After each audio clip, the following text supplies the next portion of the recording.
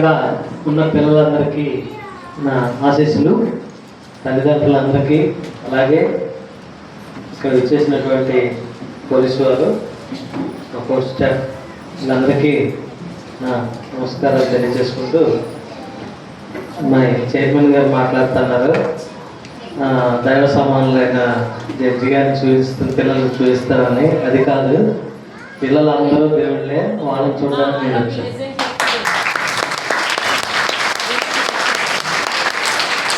చిన్న పిల్లలు అంటే కల్మషం లేని స్వచ్ఛమైన మనసుతో ఉంటారు.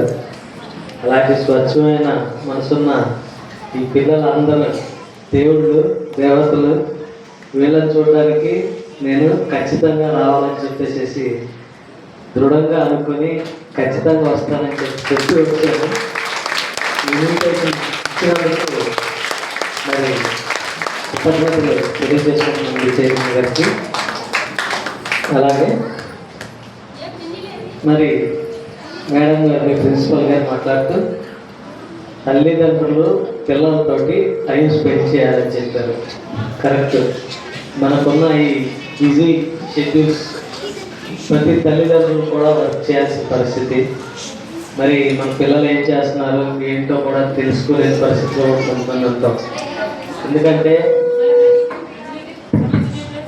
ప్రస్తుత పరిస్థితుల్లో తల్లి తండ్రి పనిచేస్తే కానీ మరి కుటుంబం పోషించుకోలేని పరిస్థితి ఉంది. మిడిల్ క్లాస్ ముఖ్యంగా.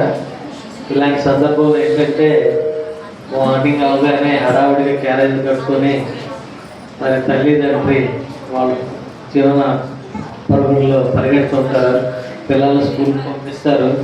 అక్కడ పిల్లల్ని చూసే బాధ్యత అంటే నెక్స్ట్ తల్లిదండ్రుల బాధ్యతని మన టీచర్స్, ప్రిన్సిపల్స్ తీసుకుంటారు.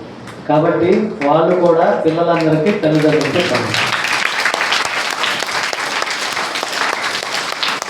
మంచి మాటలు, మంచి పద్ధతులు, మంచి నడవడిక ఇవి తల్లిదండ్రుల దగ్గర నుంచి ఎంతైతే నేర్చుకుంటారో అంతకంటే ఎక్కువ ఆ విద్యా సంస్థలు అక్కడ ఉన్న టీచర్స్ నేర్పిస్తారు. ఆ బాధ్యత కూడా వాళ్ళకు ఉంది, నేర్పిస్తారు. వాళ్ళ ఫ్యూచర్లో వాళ్ళందరినీ కూడా మంచి దీనిగా తయారు చేస్తారని చెప్పేసి నేను ఆశిస్తున్నాను.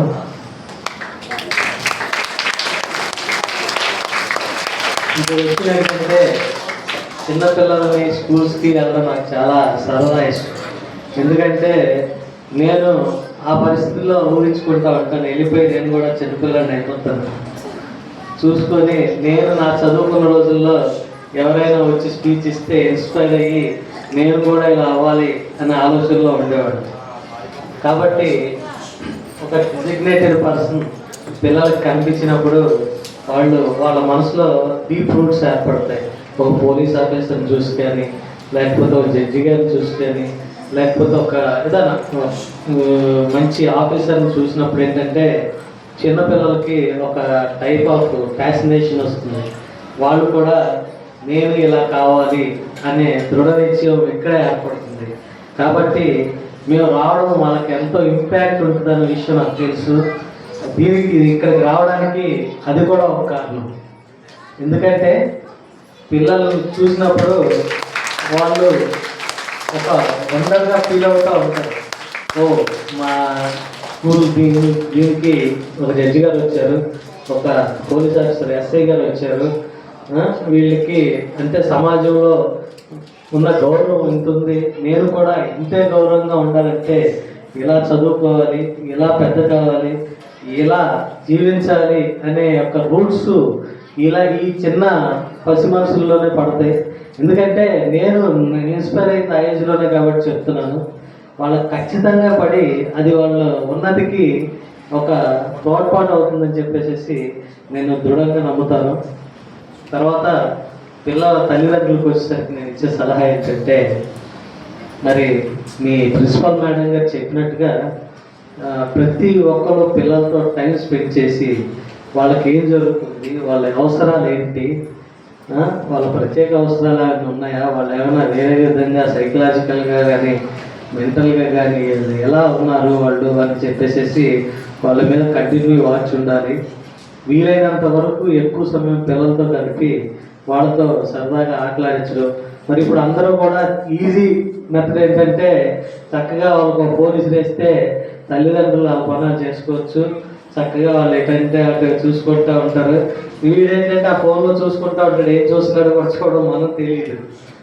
కాబట్టి ఈ చైల్డ్ లాక్లు, చైల్డ్ ప్రైవసీలు సెటప్లు అన్నీ పెట్టండి. ఒకవేళ అలా ఫోన్ ఇచ్చే పరిస్థితి ఉన్నప్పుడు అలాంటివి పెట్టండి, లేదంటే మోస్ట్లీ అవాయిడ్ చేయండి. ఎంత అవాయిడ్ చేసినా ఈరోజు ఇనే పిల్లలు కాదు, పరిస్థితి దాటిపోయింది. కాబట్టి అట్లీస్ట్ వాళ్ళకి అడల్ట్ కంటెంట్ రాకుండా సెటప్ చేయడం మొబైల్స్లో, ఇలాంటివి చేయటం వల్ల చాలా ఉపయోగం ఉంటుంది. ఎందుకంటే ప్రస్తుత పరిస్థితులు పూర్వ పరిస్థితుల్లో లేవు. అంటే ఒక 20 సంవత్సరాలు వెనక్కి వెళ్ళినట్లయితే ఈ ఫోన్లు ఏమి లేవు. వాళ్ళకి టైం స్పెండ్ చేయాలంటే పక్కింటితోటి పిల్లలతోటి ఆడుకోవడం, చక్కగా బయట అవుట్డోర్ గేమ్స్ ఆడుకోవడం. దానివల్ల ఉపయోగం ఏంటంటే వాళ్ళు శారీరకంగాను మానసికంగాను 2 రకాలుగా దృఢపడేవాళ్ళు. ఇప్పుడు వాళ్ళకి అదేం లేదు. పక్కింట్లో ఎవరు పిల్లలు ఉన్నారనేది కూడా తెలియని పరిస్థితి. వాళ్ళు ఆడుకునే అవకాశం అంతకంటే లేదు. ఇప్పుడు మరి పుస్తకాలతో పోటీ పడడం సరిపోతుంది. వాళ్ళకి కొన్ని రోజులకి ఏంటంటే స్ట్రెస్ ఎక్కువైపోయి మరి ఒక ఇంటర్మీడియట్ 10th స్థాయికి వచ్చేసరికి ఆత్మహత్య చేసుకోవాలి అనే కాన్సెప్ట్లోకి వెళ్ళిపోతున్నారు. నేను ఒక 2 days బ్యాక్ ఎక్కడో చదివాను, ఈనాడు పేపర్లో చూశాను. పిల్లవాడు పాస్ అవునేమో 10th అని చెప్పేసి ఆత్మహత్య చేసుకోవడం జరిగింది. తర్వాత చూస్తే అతను ఫస్ట్ క్లాస్లో పాస్ అయ్యింది. ఆ తల్లిదండ్రుల వేదన వర్ణనాతీతం. ఇవన్నిటికి కారణాలు ఏంటంటే కేవలం మొబైల్ ఫోన్స్ ఏంటంటే వాళ్ళకి వేరే చెప్పుకోవడానికి ఒక మనిషి అనేవాళ్ళు లేరు. ఒకప్పుడు చక్కగా ఒక ఫ్రెండ్స్ ఉంటే కనీసం ఒకరు బెస్ట్ ఫ్రెండ్స్ అనేవాళ్ళు ఉండేవాళ్ళు. వాళ్ళతో విషయాన్ని షేర్ చేసుకోవడం అనేది జరిగేది. నా పరిస్థితి ఇలా ఉంది, నా బాధ ఇలా ఉంది అని చెప్పేసి. 10th ఫెయిల్ అయితే ఒకవేళ చనిపోవాలా, ఎన్నో పరిస్థితుల్ని ఎదుర్కొని అబ్దుల్ కలాం లాంటి మహనీయులు ఇలాంటి వాళ్ళే ఫెయిల్యూర్స్ని చవి చూసిన వాళ్ళు.